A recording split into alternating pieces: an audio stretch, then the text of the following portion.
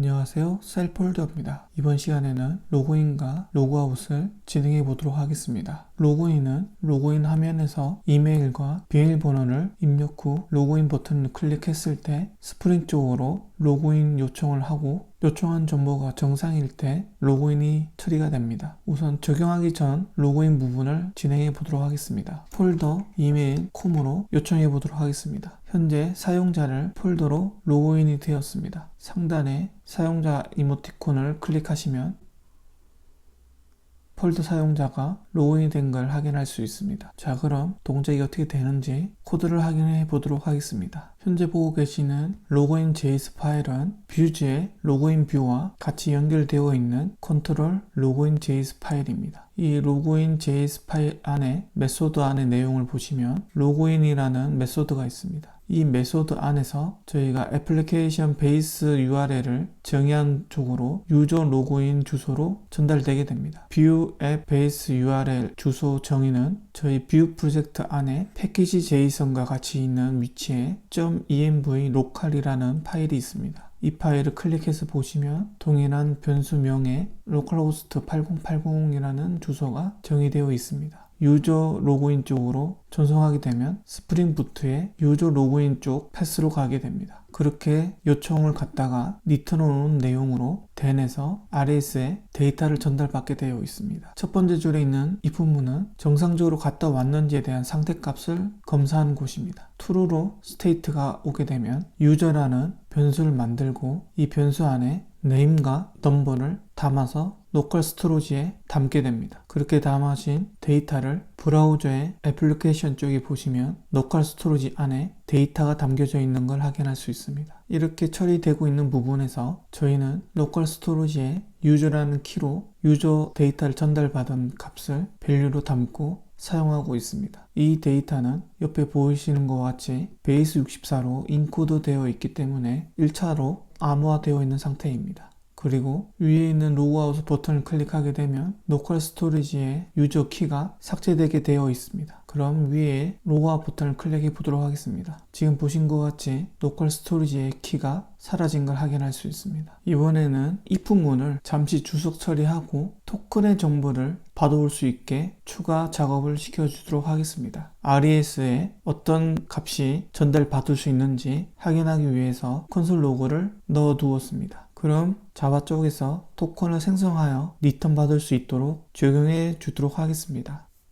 현재 보고 계시는 코드는 스프링 부트 유저 컨트롤입니다. 유저 컨트롤 상단에 보시면 리퀘스트 매핑으로 유저라는 주소가 정의되어 있고 로그인 메소드에 포스트 매핑으로 로그인이 정의되어 있는 걸 확인할 수 있습니다. 그리고 로그인 메소드는 유저 서비스로 로그인 메소드를 실행하게 되어 있습니다. 그럼 서비스로 한번 가보도록 하겠습니다. 서비스에 정의되어 있는 로그인 메소드입니다. 파라미터로 전달받은 유저 정보를 DAO를 이용하여 데이터베이스에 있는 유저 테이블에 이메일과 패스워드를 이용하여 검색을 하고 정상이면 검색된 사용자의 정보가 담겨져 있기 때문에 아래에 있는 if 문에서 null이 아니기 때문에 상태값은 true이고 검색되어서 나온 사용자 정보를 result로 전달하고 있습니다. 그럼 이 부분에서 저희 dev JWT에서 소개시켜 드렸던 토큰 생성하는 부분을 적용해 주도록 하겠습니다. 상단에 보시면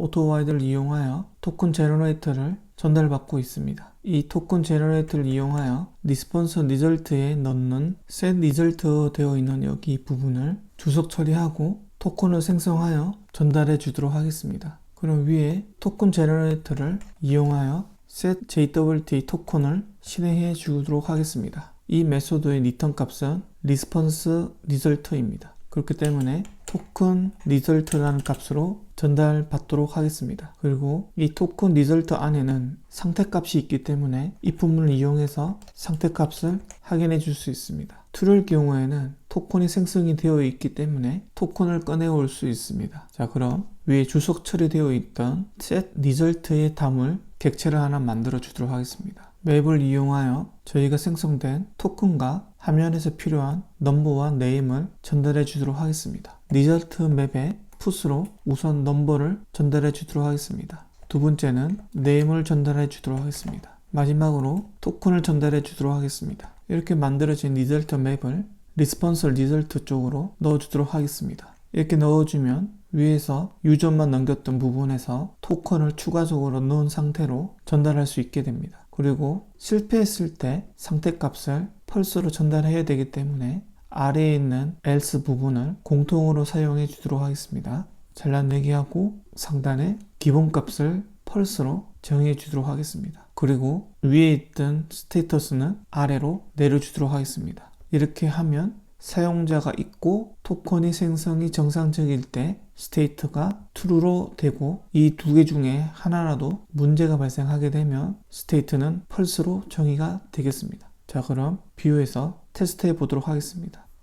로그인해 보도록 하겠습니다. 폴더 이메일 콤에 로그인해 보도록 하겠습니다. 옆에 결과값이 전달됐을 때 콘솔 로그를 출력하게 만들었기 때문에 콘솔 창에 데이터가 출력된 걸 확인할 수 있고 리절트 안에 내용을 보시면 토큰이 전달되고 있는 걸 확인할 수 있습니다. 그리고 안에 있는 내용을 보시면 유저라는 객체에 네임과 넘버를 넣어줄 수 있게 되어 있는데 저희가 리턴을 네임과 넘버를 토큰과 같이 보내고 있기 때문에 그대로 사용할 수 있습니다. 자, 그럼 토큰도 로컬 스토리지에 같이 넣어주도록 하겠습니다. 주석을 풀고 로컬 스토리지 넣는 부분에 키를 토큰이라고 하고 전달받은 값을 넣어주도록 하겠습니다.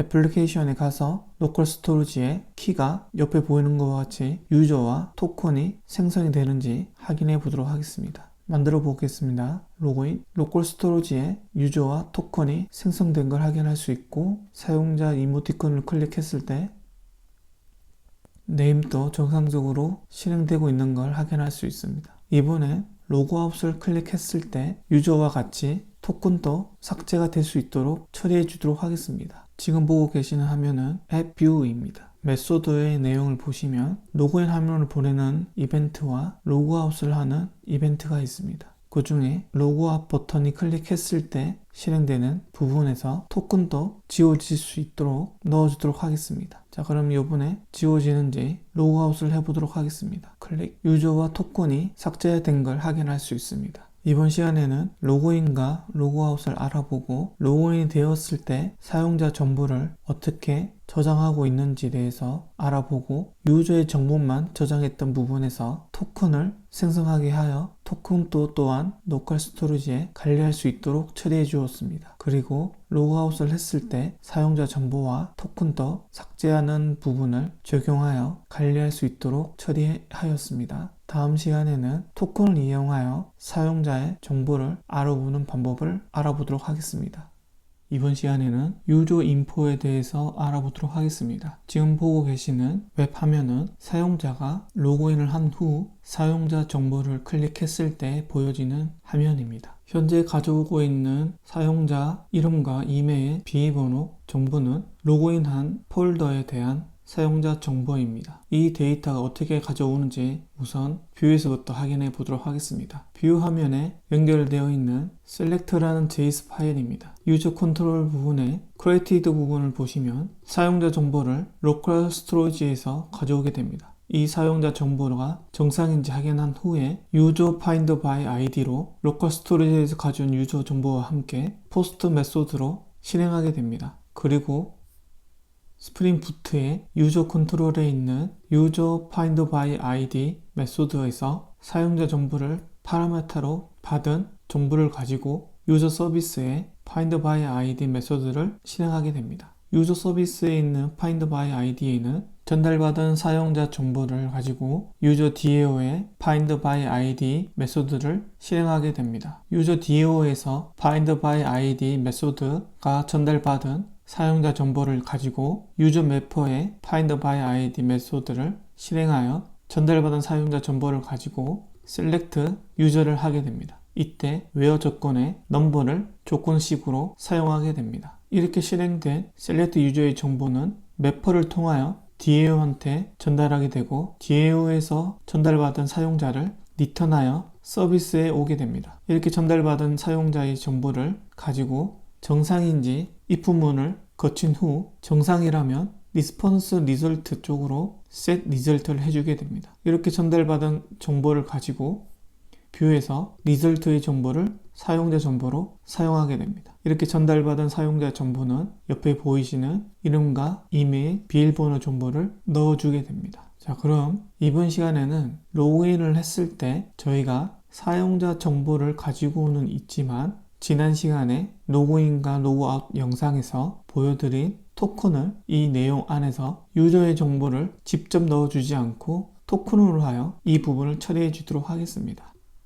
제일 먼저 확인해 주셔야 되는 부분은 브라우저의 애플리케이션 쪽 로컬 스토리지에 있는 토큰과 유저 정보입니다. 여기에서 저희가 사용하고자 하는 부분은 토큰입니다. 이 토큰이 없으면 지금 진행하려고 하는 부분에 필요한 정보가 없기 때문에 사용할 수 없습니다. 자, 그럼 토큰이 지금처럼 있다고 생각하고 이 토큰을 어떻게 스프링 쪽으로 전달할 건지에 대해서 알아보겠습니다. 토큰을 보내는 방법은 보고 계시는 로컬 스토리지에 토큰을 겟을 해서 가져오셔서 기존에 사용하고 있었던 유저의 변수의 값으로 사용하시면 되겠습니다. 그렇지만 이 토큰은 사용자 정보에서만 사용할 게 아니고 다른 화면에서도 사용할 수도 있기 때문에 이 부분을 사용하지 않고 바로 유저 find by id를 실행했을 때 토큰이 전달될 수 있도록 엑시오스의 인터셉터를 이용하여 헤더 부분에 토큰을 담아서 보내주는 부분을 만들어 주도록 하겠습니다. 현재 보고 계시는 유저 엑시오스 JS 파일입니다. 제일 중요한 부분은 엑시오스 부분입니다. 이 엑시오스의 내용을 인스턴스로 생성을 할 때 인터셉터를 이용하여 헤더에 토큰의 정보를 넣어주시면 되겠습니다. 이때 이 토큰의 정보는 옆에 보이시는 토큰을 꺼내 주시면 되겠습니다. 현재 토큰 테스트를 하기 위해서 토큰을 직접 넣지 않고 키가 존재하지 않는 토큰 1을 넣어 주었습니다. 자, 그럼 이 use axios를 사용하기 위해서 select.js에 임포트해 주시고 use axios를 저희가 사용했던 axios 대신에 사용해 주시면 되겠습니다. 그리고 사용자 정보를 넘겨주지 않고 이렇게 user axios를 이용해서 user find by id로 전달했을 때 토큰 값이 전달되는지 확인하기 위해서 된 부분에 있는 이 부분을 주석해 주도록 하겠습니다. 그리고 리스폰스로 전달되는 값이 무엇인지 출력해 주도록 하겠습니다. 다음은 스프링 부트 쪽에 있는 기존에 사용하고 있었던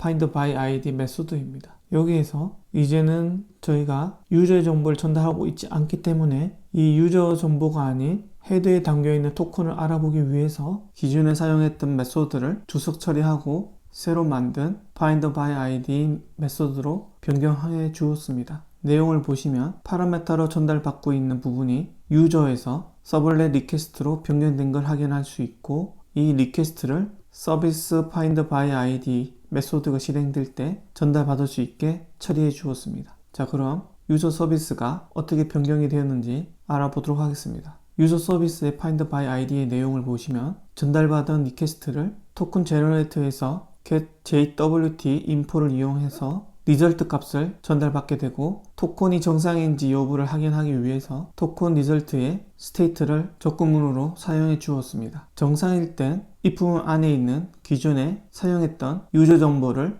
유저 DAO에 전달할 수 있게 유저를 토큰 리절트에서 꺼내오고 꺼내온 유저의 정보를 유저 DAO에 find by id에서 실행할 수 있게 됩니다. 그리고 정상일 때 state는 true에 검색된 사용자의 정보를 리절트에 담아주게 됩니다. 이 두 개의 조건문이 하나라도 거짓일 때는 상태값을 펄스로 전달하게 되어 있습니다. 자, 그럼 비교해서 확인해 보도록 하겠습니다. 현재는 콘솔 로그로 리스폰스 정보를 출력하게 만들어져 있기 때문에 새로 고침을 해보시면 콘솔 로그만 출력되게 되어 있습니다. 콘솔 로그의 데이터 정보를 보시면 현재 스테이트가 펄스인 걸 확인할 수 있습니다. 펄스로 된 이유는 유저 엑시오스의 토큰 정보를 꺼내오는 부분이 존재하지 않는 토큰 1을 가져오게 했기 때문에 지금처럼 상대값이 펄스로 되어 있습니다. 토큰으로 변경한 후에 데이터의 정보를 확인해 보도록 하겠습니다. 새로 고침 데이터의 정보를 보겠습니다. 리절트에 사용자의 정보가 들어있는 걸 확인할 수 있습니다. 이렇게 데이터 리절트 속에 사용자 정보가 들어있기 때문에 아래 주석으로 처리되어 있는 if문을 주석으로 풀고 화면에도 적용이 되는지 확인해 보도록 하겠습니다. 지금처럼 이름과 이메일, 패스워드가 정상적으로 출력이 되는 걸 확인할 수 있습니다. 유저의 정보를 직접 넘기지 않고 엑시오스를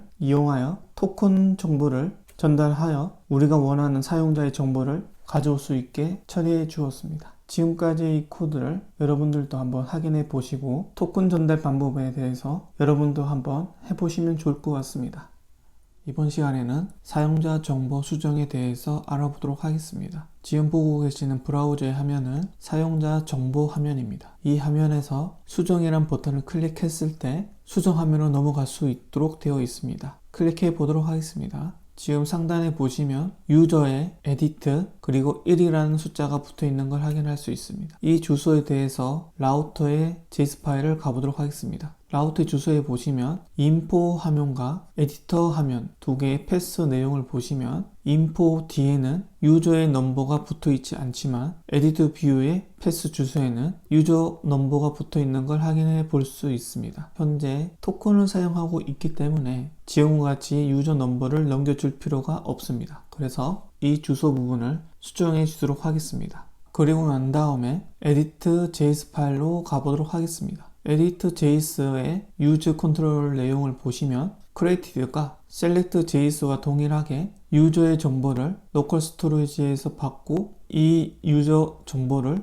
user find by ID 쪽으로 전달하고 있는 걸 확인해 볼 수 있습니다. 그래서 select JS와 동일하게 user axios를 이용하여 유저의 정보를 보내지 않고 토큰 정보로만 가지고 사용자의 정보를 가져올 수 있도록 적용시켜져 있는 상태입니다. 그럼 화면 쪽 내용을 보도록 하겠습니다. 지금 보고 계시는 뷰 파일은 에디터 뷰 파일입니다. 여기 내용 중에 폼이라고 되어 있는 부분이 사용자 정보를 수정할 수 있는 인풋 태그가 있는 부분입니다. 여기에서 사용자 이름과 사용자 이메일 부분은 read only로 되어 있기 때문에 수정은 할 수 없고 비밀번호 부분만 수정이 가능하게 되어 있습니다. 그렇기 때문에 사용자 수정하는 화면에서 수정할 수 있는 부분은 비밀번호 부분 여기만 가능하기 때문에 비밀번호 부분을 수정을 하시고 저장을 하게 되시면 비밀번호가 수정되어 사용자 정보 화면 쪽으로 넘어가는 걸 확인할 수 있습니다. 이제 여기 수정하는 부분에 대해서 코드를 한번 확인해 보도록 하겠습니다. edit.js 파일에서 수정할 때 사용한 메소드인 save를 보게 되시면 user edit by id 쪽으로 유저 정보와 함께 포스트로 요청하게 됩니다. 그리고 유저 컨트롤의 edit by id인 메소드에서 유저 정보를 전달받아서 유저 서비스 edit by id 메소드 쪽으로 요청하게 됩니다. 유저 서비스의 user by id 메소드에는 유저 DAO의 edit by id 메소드로 전달받은 유저의 정보를 전달하여 유저 매퍼의 edit by id를 실행하게 되고 업데이터 문이 동작하게 됩니다. 이때 조건문은 넘버이고 수정하는 대상은 패스워드입니다. 이렇게 다 처리가 되고 난 다음에 서비스에서 상태값을 받은 다음에 성공했다는 상태값인 1이 전송이 되게 되면 상태의 값을 true로 보내고 그렇지 않게 되면 false로 전송하게 되어 있습니다. 이렇게 전달받은 값을 가지고 then에서 state를 if 문으로 확인하고 true일 경우에 다시 select view로 넘어갈 수 있도록 정의되어 있습니다. 여기 부분에서 토큰 부분을 적용하기 위해서 저희는 axios를 use axios로 실행해 볼 수 있고 use axios에는 현재 저희가 가지고 있는 토큰을 담아서 보내주기 때문에 유저 컨트롤 부분의 edit by id 부분은 find by id와 동일하게 서블렛 리퀘스트를 전달받아서 토큰을 가지고 수정하고자 하는 사용자와 정보를 비교한 후 동일 사용자의 경우에만 수정할 수 있도록 처리해 줄 수 있습니다. 자, 그렇게 하기 위해서 edit by id 메소드를 위에 있는 find by id와 동일하게 수정해 주도록 하겠습니다. 지금처럼 기존에 사용했던 edit by id 메소드는 주석으로 처리가 되었고 유저의 정보와 서블렛 리퀘스트를 전달받을 수 있는 상태로 edit by id 메소드가 수정이 되었습니다. 이제 유저 서비스 쪽으로 가는 edit by id 메소드는 유저 정보와 함께 리퀘스트와 같이 전달해 주도록 하겠습니다. 이렇게 전달된 정보를 가지고 서비스에서 유저 정보와 리퀘스트 정보를 전달받은 유저 서비스에 있는 edit by id 메소드 안에서 실패했을 때에 대한 펄스 부분을 기본으로 주고 토큰에서 사용자 정보를 전달받은 후 토큰의 상태가 정상인지 이 부분을 이용하여 검사를 한 후에 토큰에 담겨져 있는 사용자와 뷰에서 전달받은 사용자를 넘버와 이메일을 동일한지 확인한 후에 동일하게 되면 기존에 적용시켰던 유저 DAO의 edit by ID를 이용하여 업데이트를 적용하게 됩니다. 이 if문이 정상적일 경우에만 true로 전달받기 때문에 다시 사용자 정보 화면으로 갈 수 있게 되고, 그렇지 못할 경우에는 수정 화면에서 멈춰져 있게 됩니다. 이때 간단하게 경고창을 넣어줄 수 있게 되는데 Alt를 이용하여 메시지를 경고창으로 띄워줄 수 있습니다. 이렇게 처리가 되면 토큰에 있는 정보와 수정하고자 하는 사용자의 정보를 스프링 쪽으로 전송하게 되지만, 스프링에서는 토큰의 정보와 수정하고자 하는 정보의 내용을 비교하여 동일한 사용자를 확인할 수 있기 때문에 안전하게 사용자의 정보를 수정해 줄 수 있습니다. 여러분들도 토큰을 이용한 사용자 정보 수정 부분을 테스트해 보시고 토큰에 대한 활용 부분을 넓은 범위로 사용해 보시길 바랍니다. 이번 시간에는 유저 델리터에 대해서 알아보도록 하겠습니다. 지금 보고 계시는 화면은 사용자 수정 화면입니다. 이 화면의 하단에 보시면 저장 옆에 있는 버튼이 탈퇴라는 버튼인데, 이 버튼은 유저를 삭제하는 버튼이 되겠습니다. 그렇지만 저희 데이터베이스에는 사용자의 정보를 지우지는 않지만 다시 로그인은 하실 수 없는 상태로 만들 수 있는 컬럼을 하나 추가되어 있기 때문에 이 탈퇴라는 버튼을 클릭했을 때 데이터베이스에 있는 해당 사용자를 탈퇴 처리하는 방식으로 데이터베이스 구조가 되어 있습니다. 그래서 옆에 있는 저장 버튼과 동일하게 업데이트가 되게 되어 있습니다. 우선 탈퇴를 했을 때 어떻게 되는지 확인해 보도록 하겠습니다. 탈퇴를 클릭해 보도록 하겠습니다. 지금은 탈퇴가 되었기 때문에 자동으로 로그 아웃이 되어 있는 상태입니다. 개발자 모드에서 애플리케이션의 로컬 스토리지의 내용을 보시면 키가 유저는 없지만 토큰은 아직 있는 걸 확인할 수 있습니다. edit JS 파일 안에는 사용자를 삭제했을 경우에 유저에 대한 로컬 스토리지에 있는 값은 삭제가 되어 있지만 아직 토큰에 대한 내용이 적용되어 있지 않기 때문에 토큰을 지우지 않고 있습니다. 그래서 이 부분을 적용을 해야 되고, 사용자에 대한 삭제 부분의 내용을 보도록 하겠습니다. 현재 보고 계시는 edit JS 파일은 사용자 삭제에 대한 메소드가 있는 부분입니다. 여기 내용 안에 로컬 스토리지 부분에 리무브가 있는데, 여기에서 토큰도 삭제가 될 수 있도록 코드를 넣어 주도록 하겠습니다. 자, 이렇게 하면 토큰도 같이 초기화가 되겠습니다. 그리고 삭제를 위한 delete 요청 부분에 파라메타로 전달하고 있던 이 부분은 이제 토큰으로 교체를 하여 저희가 직접 넘버를 남겨주지 않고 토큰에 있는 정보로 사용자를 삭제해 주도록 변경해 주도록 하겠습니다. 기존에 있던 파람스 만들던 부분과 엑시오스의 델리트를 요청하던 이 부분 두 개를 유저 엑시오스로 이용하여 토큰 전달용으로 변경해 주었습니다. 자, 그럼 이 URL에 해당되는 유저의 delete by ID에 대해서 알아보도록 하겠습니다.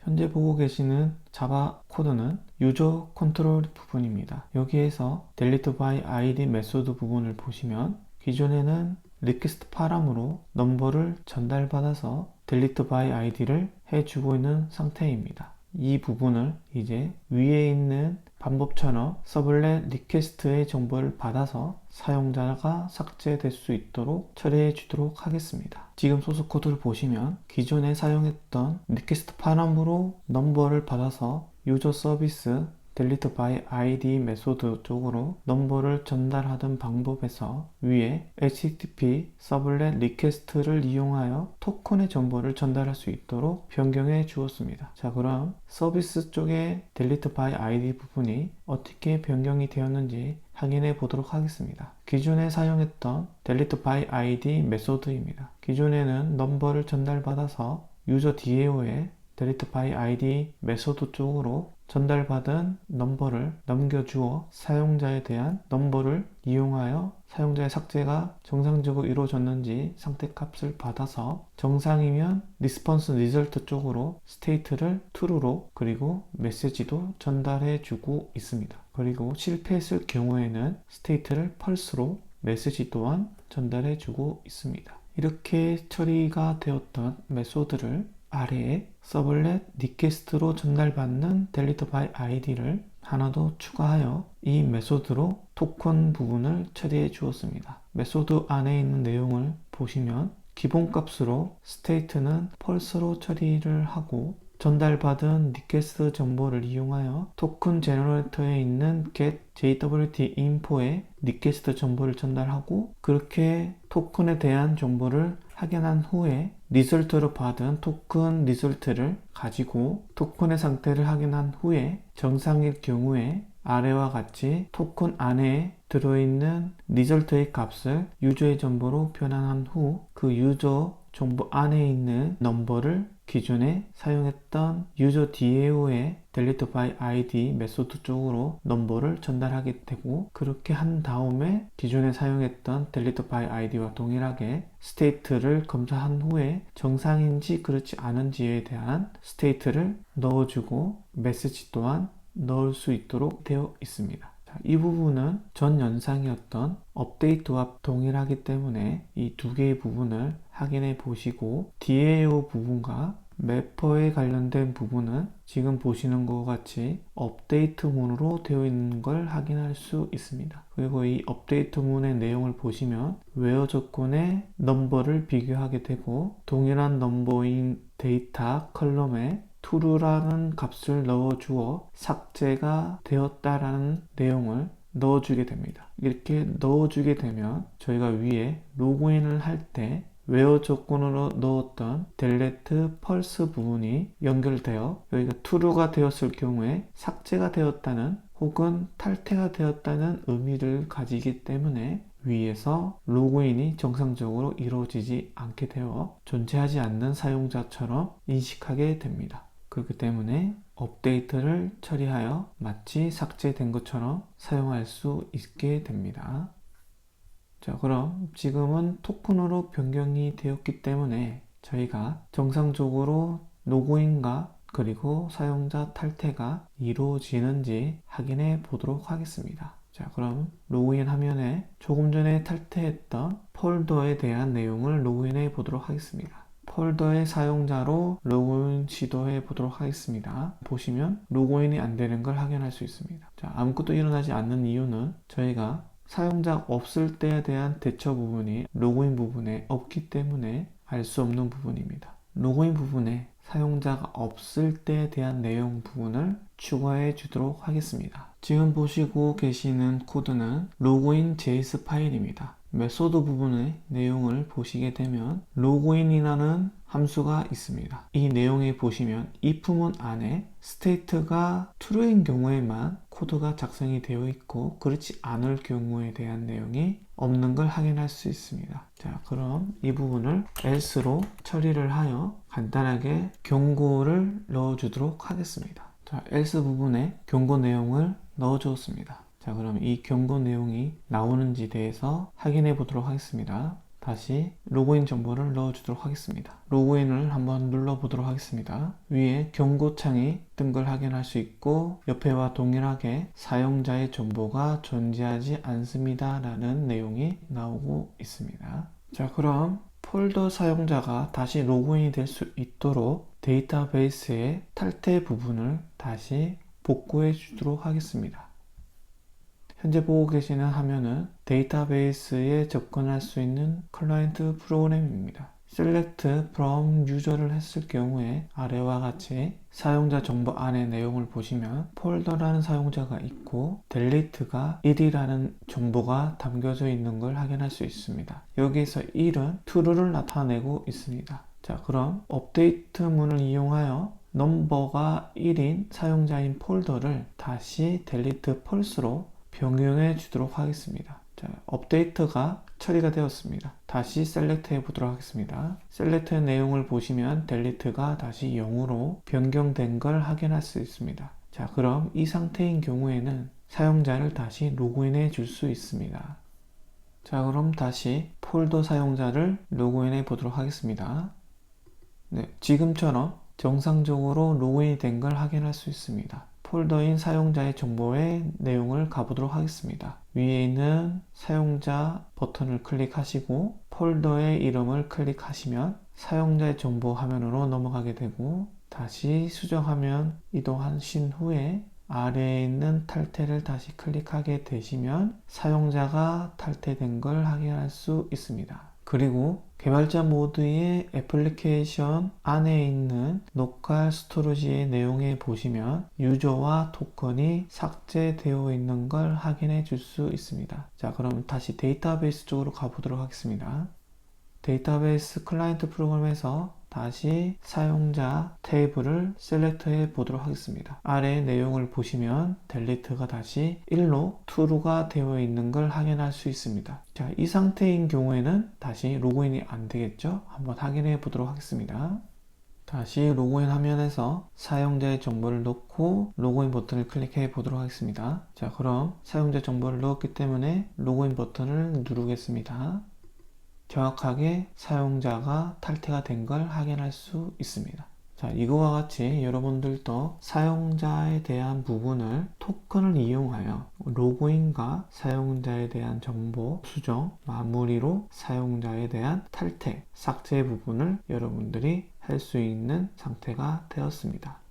이번 시간에는 사용자 생성을 해보도록 하겠습니다. 지금 보고 계시는 화면은 회원가입 화면입니다. 이 화면에 있는 이름과 이메일, 비밀번호를 입력하신 후 가입을 클릭했을 경우에 신규 사용자가 생성되게 되어 있습니다. 그럼 동작이 어떻게 되는지 확인해 보도록 하겠습니다. 사용자라는 이름을 넣고 이메일을 유저 이메일이라고 넣겠습니다. 비밀번호는 1234로 넣어주도록 하겠습니다. 가입. 네, 사용자가 생성이 되었고 상단에 보시면 사용자 이모티콘이 표현되는 걸 확인해 볼 수 있습니다. 위에 있는 이모티콘을 클릭을 했을 때 사용자님 안녕하세요 라는 글자가 표현이 된 걸 확인할 수 있고 사용자라는 글자를 클릭해 보시면 사용자의 정보 화면으로 넘어가고 있지 않은 걸 확인할 수 있습니다. 사용자 정보 화면으로 넘어가기 위해서는 토큰이라고 하는 정보가 저희 애플리케이션 로컬 스토리지에 담겨져 있어야 됩니다. 그래야지만 사용자의 정보가 토큰에서 꺼내와서 사용자가 누구인지 확인할 수 있기 때문입니다. 그렇기 때문에 사용자를 생성했을 경우에 토큰이 생성이 될 수 있도록 로그인해서 했던 것과 같이 사용자의 정보를 담을 수 있는 토큰에 대한 내용을 넣어주도록 하겠습니다. 지금 보고 계시는 스크립트의 내용은 create.js 파일입니다. 여기에 내용을 보시면 save라는 함수가 있습니다. 이 함수 안의 내용을 보시면 user save라는 주소로 풋을 날리는 엑시오스 부분이 있는데 여기에서 보시면 상태값을 확인한 후 사용자를 만들고 로컬 스토리지에 유저라는 이름으로 아이템을 하나 등록을 하고 첫 화면으로 넘어갈 수 있게 처리되어 있는 걸 확인할 수 있습니다. 여기 나와 있는 내용을 보시면 눈치채신 분이 있을 수 있습니다. 지난 영상의 내용을 비교해 보신 분이 있을 수 있습니다. 로그인이 처리가 된 후에 적용했던 코드와 동일한 걸 확인할 수 있습니다. 자, 그럼 로그인 JS 파일과 한번 비교해 보도록 하겠습니다. 왼쪽에 있는 화면은 저희가 작업하고 있는 create.js 파일이고 오른쪽에 있는 로그인 JS 파일은 로그인을 했을 때 발생시킬 수 있는 함수가 들어있는 부분입니다. 이 두 개의 코드를 비교해 보시면 된 부분에 if 부분의 스테이트를 확인한 후에 사용자 정보를 담는 부분과 로컬 스토리지 부분, 윈도우 로케이션을 하는 부분 동일한 걸 확인할 수 있습니다. create.js에 없는 부분은 로그인 JS 파일에 있는 내용과 같이 동일하게 넣어주도록 하겠습니다. 우선 if 부분에서 성공하지 못했을 때 else 부분을 넣어주도록 하겠습니다. 옆에와 같이 얼터를 이용해서 내용을 넣어주는데, 이번에는 RES에서 전달받은 데이터 중에 메시지라고 하는 내용을 넘겨주도록 하겠습니다. 이 내용은 스프링 부트 쪽 서비스에서 성공했는지에 대한 여부 안에 메시지가 들어있는 부분이 있습니다. 그 내용을 이용하기 위해서 저희가 전달받은 값에서 메시지를 꺼내올 수 있게 되겠습니다. 자, 그리고 위에 내용을 보시고 옆에와 같이 토큰이라는 부분이 저희가 넣어줘야 되는 부분이기 때문에 이 토큰 부분을 동일하게 넣어주도록 하겠습니다. 자, 이렇게 만드시고 난 다음에 저희가 수정해 줘야 되는 부분은 스프링 부트 쪽 사용자 생성 부분에 코드를 추가해 주어야 됩니다. 스프링 부트 쪽으로 넘어가 보도록 하겠습니다.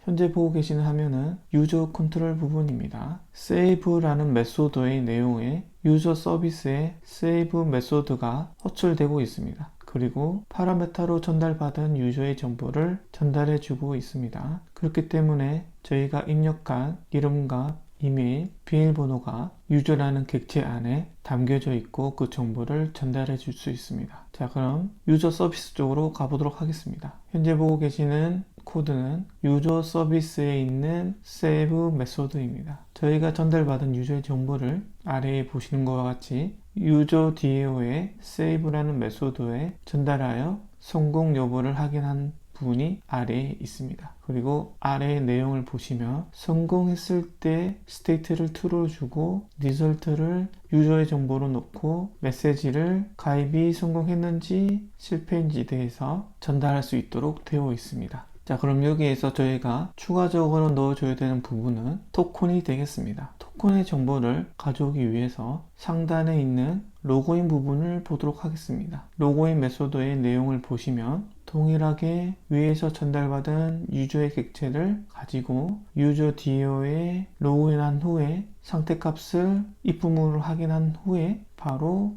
토큰 제너레이터를 하는 걸 확인할 수 있습니다. 그럼 저희도 동일하게 토큰 제너레이터를 하는 이 부분을 가져와 질 수 있는 부분이 되겠고, 그리고 아래에 있는 내용과 같이 리설트 맵을 만들고 넘버와 네임, 토큰을 담아서 리스폰스 리설트 쪽으로 리설트 값을 넣어줄 수 있으면 되겠습니다. 그럼 이 내용과 동일하게 토큰 생성 부분과 리설트 넣는 부분까지의 내용을 복사를 하신 후 여기 if문에 있는 내용 부분에 넣어주도록 하겠습니다. 그리고 중복된 내용을 지워주도록 하겠습니다. set result 부분과 state 부분은 위에 있기 때문에 내용을 지우고 메시지 부분도 같이 전달하기 위해서 이 부분 속으로 넣어주도록 하겠습니다. 그리고 DAO에 save로 유저가 갔다가 돌아왔을 때 이 부분의 내용을 보시면 get number로 해서 넘버의 값이 무엇인지를 확인해 주는 부분이 있습니다. 그렇기 때문에 DAO 부분에 가서 넘버의 값을 어떻게 가져오는지를 확인해 보도록 하겠습니다. DAO의 save 부분입니다. 이 save 부분 내용을 보시면 유저 매퍼로 save 메소드를 호출하여 전달받은 사용자를 전달한 후에 스테이트를 받고 성공했는지에 대한 여부를 확인한 후에 위에 있는 이 if문은 실패했을 경우에 대한 유저 넘버를 넣어주는 부분입니다. 자, 여기에서 사용자가 생성이 되었을 때 상태값을 받아서 아래에 있는 if문은 사용자가 생성이 되지 않았을 때에 대한 부분입니다. 자, 여기 이 if문은 저희가 확인하기 위해서 if문을 이용해서 스테이트가 0일 경우, 결국 실패했을 경우에 위에서 전달받은 유저의 객체 속으로 set number를 0으로 넣어주는 부분입니다. 여기에서 저희는 알아야 되는 부분은 유저라는 객체가 초기에 만들어졌을 때 number라고 하는 필드가 0이라는 값을 가지고 있습니다. 그렇기 때문에 저희가 이 if문을 주지 않더라도 넘버는 0으로 되어 있을 수 있습니다. 그렇지만 예외 사항이라는 부분이 있기 때문에 실패했을 때는 무조건 0으로 보내기 위해서 유저 셋 넘버를 해주고 있는 부분이고, 성공했을 때에는 이 넘버가 어떻게 담겨지는지에 대한 부분은 SQL문이 들어있는 매퍼 쪽으로 가서 인설트라고 하는 부분에 아이디가 세이브인 부분을 보시게 되면 사용자를 생성해주기 위한 SQL문으로 인설트 문이 실행이 되고, 아래에 보시면 셀렉트 키라고 하는 부분이 있는데, 이 셀렉트 키라는 부분은 위에 있는 SQL문이 실행되기 전과 실행된 후에 실행될 수 있는 부분입니다. 여기 안에 있는 프로퍼티 내용들 중에 보시면 오더라는 부분이 있습니다. 이 오더 부분에는 before와 after가 들어갈 수 있는데, before인 경우에는 위에 있는 SQL문이 실행되기 전에 먼저 이 속에 들어있는 SQL문이 실행이 되고, after인 경우에는 위에 있는 SQL문이 실행된 후에 실행되도록 만들 수 있습니다. 그리고 안에 생성되는 값을 정의하기 위해서 key property와 result type을 정의해주고, 안에 있는 내용과 같이 마지막으로 생성되었던 id, 그리고 결국은 저희의 넘버의 값을 가져올 수 있게 하는 쿼리를 실행하여 이 넘버의 값을 다시 저희가 파라메타로 받았던 유저의 객체로 넣어주는 작업을 셀렉트 키에서 해주게 됩니다. 그렇기 때문에 DAO에 있는 유저의 객체는 마이바티스에서 제공해주고 있는 매퍼에서 넘버를 넣어주기 때문에 리턴을 그대로 유저를 전달할 수 있게 됩니다. 그때 가운데 이 if문으로 정상인지 아닌지에 대해서 넘버를 교체하는 부분이 발생하게 되는 겁니다. 결국은 사용자가 새롭게 만들어지면 마이바티스에서 생성됐던 넘버를 넣어주기 때문에 리턴을 바로 하게 되고, 서비스에서 그 넘버가 0 이상이면, 결국은 실패가 아닌 경우에는 넘버가 0보다 크기 때문에 이 if문으로 참이 되고 이 내용이 실행되게 되겠습니다. 자, 그 다음에 저희가 이제 알아야 되는 부분은, 이 유저는 위에 있는 유저와 동일하면서 사용자가 생성되었을 때 가질 수 있는 넘버가 추가적으로 들어가 있는 상태입니다. 그렇기 때문에 여기 토큰을 제너레이트한 부분 안에, 유저의 객체 안에는 위에서 전달받은 사용자의 이름, 이메일, 패스워드, 그리고 추가적으로 입력받은 넘버까지 해서 4개의 정보를 담고 있는 상태입니다. 그렇게 담겨져 있는 유저의 객체를 가지고 토큰을 생성한 후에 토큰의 정보를 전달해 줄 수 있고, 요 아래에 있는 내용과 같이 유저의 정보를 꺼내올 수도 있게 됩니다. 자, 그럼 이 부분을 추가했으니 테스트해 보도록 하겠습니다. 자, 그럼 회원가입을 다시 해보도록 하겠습니다. 이번에는 테스트라는 사용자를 만들고, 이메일은 테스트 이메일, 그리고 비밀번호는 1234로 해서 가입을 해보도록 하겠습니다. 사용자가 생성이 된 걸 확인할 수 있고, 상단에 있는 이모티콘을 클릭하시면 테스트님 안녕하세요 라고 하는 사용자의 이름이 보여지는 걸 확인할 수 있습니다. 그리고 이 테스트란 이름을 클릭을 하면 사용자의 정보 쪽으로 이동이 되는 걸 확인할 수 있습니다. 자, 이렇게 하여 저희는 사용자를 생성하고 사용자의 토큰을 생성한 상태로 이제 저희 블로그 안에서 그 사용자로 작업을 할 수 있는 상태가 되었습니다. 자, 여기까지 사용자의 생성과 그 생성했을 때 토큰을 가지고 오는 부분까지 진행하였습니다. 이번 시간에는 사용자 프로필 사진을 적용해 보도록 하겠습니다. 지금 보시고 계시는 브라우저 내용은 사용자 정보 수정 부분입니다. 위에 상단에 보이시는 이미지 부분이 사용자 프로필 사진 부분이 되겠습니다. 사진 부분을 변경하기 위해서는 이미지를 클릭을 하시고, 변경해 보고 싶은 이미지를 클릭하신 후 열기를 클릭해 주시면 되겠습니다. 그렇게 되면 지금과 같이 이미지가 변경되는 걸 확인할 수 있습니다. 이 이미지는 새로 고침했을 경우에 다시 원래 이미지로 변경되는 걸 확인할 수 있고, 실제로 저장한 이미지는 스프링 쪽 업로드 폴더 밑에 유저 폴더 밑에 파일이 저장되어 있는 걸 확인할 수 있습니다. 이와 같이 사용자의 이미지를 추가하고 변경된 것까지는 볼 수는 있지만, 다시 접속을 하거나 새로 고침을 했을 경우에 이미지가 고정 이미지로 변경되는 걸 보실 수 있습니다. 이 부분을 이제 데이터베이스에 저장을 하고 이미지가 매번 저장을 하고 난 다음에도 지금 같은 이미지가 아닌 변경한 이미지로 고정이 될 수 있도록 적용해 보도록 하겠습니다. 지금 보고 계시는 스크립트는 사용자 정보 수정할 수 있는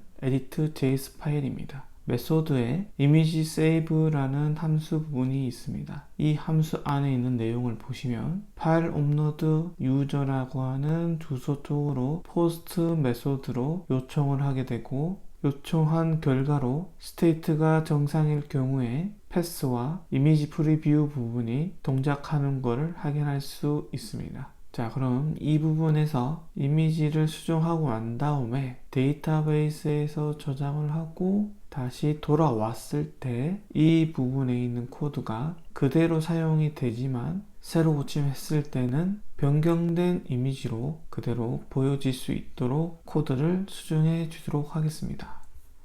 지금 보시는 코드는 스프링 부트의 파일 컨트롤 부분입니다. 여기에서 저희가 사용했던 포스트 매핑이 되어 있는 유저의 메소드를 보시면 멀티파트의 파일을 받고 파일 컴포넌트로 유저의 메소드를 요청하고 있는 걸 확인할 수 있습니다. 지금 보시고 계시는 파일 컴포넌트 유저 메소드 부분에 있는 내용을 보고 계십니다. 여기 안에 있는 내용을 보시면 파일의 정보와 저장될 위치를 정의한 후 파일의 경로에 대상이 있는지 확인한 후에 대상 쪽으로 파일을 복사를 하고 리턴하기 위한 리절트 맵의 정보를 담아주고 난 다음에 정상이라는 내용과 함께 위에서 만든 리절트 맵을 set 리절트 쪽으로 해서 저장한 이후에 리턴이 되고 있는 걸 확인할 수 있습니다. 이렇게 리턴된 정보는 뷰에서 덴에 있는 if 속에 처리되고 있는 부분과 동일한 정보를 사용할 수 있게 되어 있습니다. 그럼 이제 스프링 부트의 데이터베이스 컨트롤하는 부분을 적용해 주도록 하겠습니다.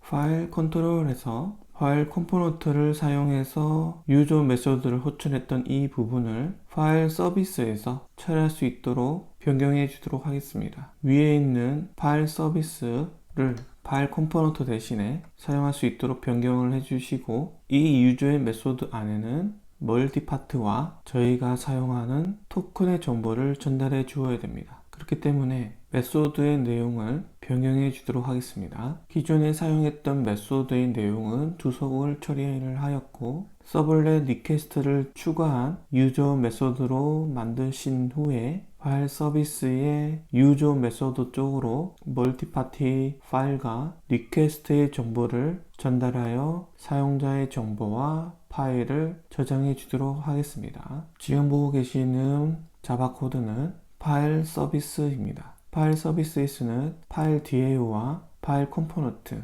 토큰 제너레이터를 오토와이드로 받고 저희가 사용할 유저 메소드 안에서 사용하게 되겠습니다. 우선 리턴하기 위한 객체인 리스폰스 리퀘스트의 객체를 생성하시고 기본적으로 스테이트는 펄스로 적용을 해 주신 다음에 아래에서 정상일 때 true로 정의해 주도록 하겠습니다. 첫 번째 단계로 토큰에서 사용자의 정보를 가져오는 작업을 먼저 하겠습니다. 그렇게 토큰을 검증한 후에 정상일 경우에 if 문 안에 있는 내용을 더 진행하게 되고 토큰 리절트 안에 사용자의 정보를 다시 꺼낸 후에 이제부터 사용자가 누구인지 알게 됩니다. 두 번째 단계에서는 저희가 전달받은 멀티파트 파일에 이미지의 정보를 파일 컴포넌트를 이용하여 기존의 파일을 저장한 방법과 동일하게 처리한 후에 파일 리절트의 정보가 정상인지 확인하게 됩니다. 여기까지 if문에 도착을 했다면 사용자 정보와 파일이 저장된 사항입니다. 세 번째 내용으로 파일 리절트에서 전달받은 리절트 안에는 파일 DTO의 정보가 담겨져 있습니다. 이 파일 DTO 안에 있는 정보를 가지고 데이터베이스에 있는 파일 테이블 속으로 파일의 정보를 저장한 후에 파일이 저장이 정상적으로 처리가 되었을 때 넘버가 생성이 되었기 때문에 이 부분이 거치게 됩니다. 파일의 넘버를 가지고 있는 상태라면 이제는 사용자 테이블에 파일 넘버를 넣어서 이 사용자가 파일을 추가했다는 내용을 수정해 주셔야 됩니다. 그렇기 때문에 유저 파일 넘버 쪽으로 파일의 넘버를 넣어서 유저 테이블에 파일 넘버를 업데이트 해 줍니다. 최종적으로 이렇게 업데이트된 이후에 정상일 경우에는 이 입부문에 들어와서 최종적으로 상태값과 리절트 값을 넣어주게 됩니다. 이렇게 저장이 되면 마지막으로 리스폰스 리절트를 리턴하게 되어 뷰에서 스테이트를 확인하고 이미지 프리뷰 부분을 처리했던 이 부분이 그대로 동작하게 됩니다. 자, 그럼 서비스에 있는 이 부분이 단계적으로 잘 처리가 되는지 테스트해 보도록 하겠습니다. 화면에서 동작 테스트하기 이전에 데이터베이스에 유저 테이블과 파일 테이블에 데이터가 어떻게 되어 있는지 확인해 보도록 하겠습니다. 첫 번째는 유저 테이블입니다. 유저 테이블 안에는 파일 넘버라고 하는 컬럼이 있습니다. 현재 데이터는 없는 상태입니다. 두 번째 테이블은 파일 테이블입니다. 파일 테이블에는 현재 아무런 데이터가 들어있지 않은 상태입니다. 이 상태에서 첫 번째 파일이 저장이 되고 난 다음에 파일의 테이블이 데이터가 입력이 되고 그 다음에 사용자 테이블 안에 파일 넘버의 값이 조금 전에 저장된 파일 테이블의 넘버가 들어가지게 되면 정상적으로 저희의 로직이 처리가 되겠습니다. 자, 그럼 로그인을 하고 사용자 정보 안에서 동작을 테스트해 보도록 하겠습니다. 로그인 화면에서 폴더 이메일 쪽으로 로그인을 하신 후 사용자 이모티콘을 클릭하시고 폴더 사용자를 클릭하고 수정 화면으로 이동한 다음에 위에 있는 이미지를 클릭을 하시고 변경하고 싶은 이미지를 선택하신 다음에 열기를 눌렀을 때 저희가 수정하고 추가하였던 내용이 적용이 되는지 확인해 보도록 하겠습니다. 지금 보시는 것과 같이 선택한 이미지가 출력이 되는 걸 확인할 수 있습니다. 자, 그럼 데이터베이스의 내용을 확인해 보도록 하겠습니다.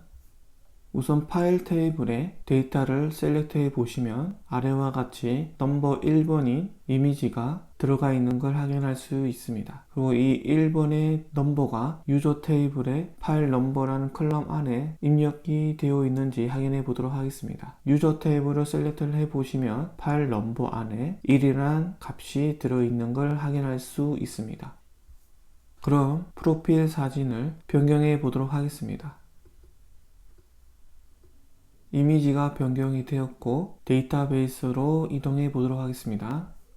우선 파일 테이블에 데이터를 확인해 주시고 두 번째 데이터가 들어온 걸 확인할 수 있고 넘버는 2번인 걸 확인할 수 있습니다. 유저 테이블에 파일 넘버의 컬럼의 값이 1번인지 2번인지 확인해 보도록 하겠습니다. 유저 테이블을 셀렉트해서 보시면 파일 넘버가 2번으로 변경이 된 걸 확인할 수 있습니다. 이제 여러분들은 파일 테이블에 있는 값을 유저 테이블에서 가져올 수 있게 되었습니다. 이제 마무리 단계인 사용자의 정보 화면으로 넘어갔을 때 데이터를 가져올 수 있도록 처리해 주도록 하겠습니다. 자, 그럼 여기에서 패스 부분과 이미지 프리뷰 부분의 내용을 보시게 되면 위에 있는 파일 업로드 유저라는 주소를 메인 주소로 사용하고 커리 스트링으로 URL과 미디어 타입을 전달하게 되어 있습니다. 이 방법은 저희가 테이블을 사용하지 않고 있기 때문에 이 정보를 다 보내고 있는 상태이지만 이제는 저희가 파일 넘버를 알고 있기 때문에 이 정보를 커리 스트링으로 보내지 않고 파일 넘버만 이용하여 지금같이 이미지를 가져올 수 있게 할 수 있습니다. 자, 그렇게 하기 위해서 여기 안에 있는 내용 부분을 주석을 처리하고 콘솔 내용을 출력할 수 있게 한 후에 콘솔의 내용을 확인해 보시면 파일 넘버가 무엇인지 확인할 수 있습니다. 이 넘버를 위에 있는 사용자 이미지에 있는 값으로 변경해 주어 저희가 기존에 이미지 프리뷰에서 했던 방법과 동일하게 스프링 쪽으로 이미지를 요청할 수 있도록 지금 보이시는 코드와 동일하게 유저의 이미지의 값으로 URL과 저희가 전달받은 파일 넘버를 넣어주게 되면 아래에 주석 처리가 되어 있는 것과 같이 스프링 부트 쪽으로 이미지를 요청하는 주소가 만들어지게 됩니다. 이때 넘버는 저희가 전달받은 파일 넘버이기 때문에 패스 베리어블로 처리해 주고 있습니다. 자, 이렇게 처리가 되었을 때 파일 업로드 유저 주소에 get 매핑이 되어 있는 메소드 안에 패스 베리어블로 파일 넘버를 받을 수 있게 정해 주시면 저희가 저장한 이미지를 가져올 수 있게 처리가 되겠습니다. 그럼 스프링 부트의 get 매핑 쪽 코드를 수정해 주도록 하겠습니다. 지금 보시고 계시는 자바 코드는 파일 컨트롤에 있는 부분이고 get 매핑으로 연결되어 있는 유저라는 메소드 안의 내용을 보시면 URL 값과 미디어 타입을 파라메타로 전달받아서 파일 컴포넌트 쪽으로 유저 메소드를 요청하는 걸 확인할 수 있습니다. 이 부분을 이제 파일 넘버로 전달받아서 사용할 수 있도록 파일 서비스를 이용하여 적용해 주도록 하겠습니다. 기존의 코드는 주소고를 처리하고 패스 베리어블로 넘버를 전달받을 수 있도록 처리해 주었습니다. 그런 다음에 파일 서비스 쪽으로 유저 바이 아이디 메소드를 호출하여 넘버를 전달하는 방법으로 처리되었습니다. 자, 그럼 파일 서비스 쪽으로 가보도록 하겠습니다. 파일 서비스 쪽 유저 바이 아이디 메소드의 내용을 보시면 전달받은 넘버를 이용하여 파일 테이블에 파일 정보를 디테일에 담고 존재하는지에 대해서 입부문을 확인한 다음에 기존에 사용했던 파일 컴포넌트를 사용하여 유저 바이 아이디 메소드로 요청하게 됩니다. 그리고 실패했을 경우에는 not found의 결과를 전달해 줄 수 있도록 리턴해 주고 있습니다. 자, 성공했을 때 파일 컴포넌트의 유저 바이 아이디 메소드를 확인해 보도록 하겠습니다. 파일 컴포넌트의 유저 바이 아이디 메소드입니다. 파일 DTO를 전달받고 DTO의 정보가 문제없는지 한 번 더 확인한 후에 파일 DTO에 있는 내용을 가지고 URL과 미디어 타입을 가져오게 됩니다. 그런 다음 리스폰스 엔티티로 그 파일의 정보를 전달하게 됩니다. 그리고 내용 안에서 혹시 오류가 발생했을 경우에는 리스폰스 엔티티 not found로 전달할 수 있도록 처리되었습니다. 자, 이렇게 처리가 된 내용을 가지고 테스트해 보도록 하겠습니다. 그럼 새로 고침을 하시고 이미지를 클릭한 다음에 변경하고자 하는 이미지를 선택하고 열기를 눌렀을 때 정상적으로 데이터가 가져와진 걸 확인할 수 있습니다. 이제는 저희 화면에서 변경된 이미지가 변경했을 때만 적용이 되는 게 아니고 새로 고침하거나 다시 사용자 정보로 넘어왔을 때도 동일한 이미지가 나올 수 있도록 변경해 주도록 하겠습니다. 유저 컨트롤 쪽 아래의 내용을 보시면 created라는 부분이 있는데 이 부분에서 사용자 정보를 가져오는 부분이 있습니다. 여기 안에 내용에 보시면 state가 true일 경우에 사용자 정보를 담아주고 그 바로 밑에 있는 이미지 부분은 고정 이미지가 될 수 있도록 처리가 되어 있는 걸 확인할 수 있습니다. 이 부분을 저희가 조금 전에 적용했던 이미지 넘버를 전달하는 방식으로 변경해 주도록 하겠습니다. 지금 보시는 코드와 같이 파일 넘버의 존재 여부를 확인하고 파일 넘버가 존재한다면 파일 업로드 유저 쪽으로 파일 넘버를 패스 베리어블로 전달할 수 있도록 유저 이미지에 값을 넣어주고 존재하지 않는다면 기존에 사용했던 고정 이미지로 적용해 주도록 코드를 변경해 주었습니다. 자, 그럼 테스트 해보도록 하겠습니다. 현재 이 화면에서 새로 고침을 해보시면 셀이라는 이미지입니다. 이 이미지를 클릭을 해서 이미지를 변경하시고 새로 고침을 했을 때 변경이 되어 있는 이미지로 나와지는 걸 확인할 수 있습니다. 그리고 수정 화면이 아닌 select.js 안에도 동일하게 코드를 넣어주시면 되겠습니다. 자, 그럼 취소 버튼을 클릭했을 때 사용자 정보 화면으로 넘어가게 되기 때문에 넘어갔을 때도 동일하게 나와지는 걸 확인할 수 있습니다. 다시 수정 화면에 갔다가 이미지를 변경하고 이 상태에서 취소를 눌렀을 때 동일한 이미지가 나오게 되면 되겠습니다. 자, 이렇게 하여 저희는 사용자 프로필 사진에 대해서 마무리해 보도록 하겠습니다. 지금까지 영상 시청해 주시느라 감사합니다. 수고하셨습니다.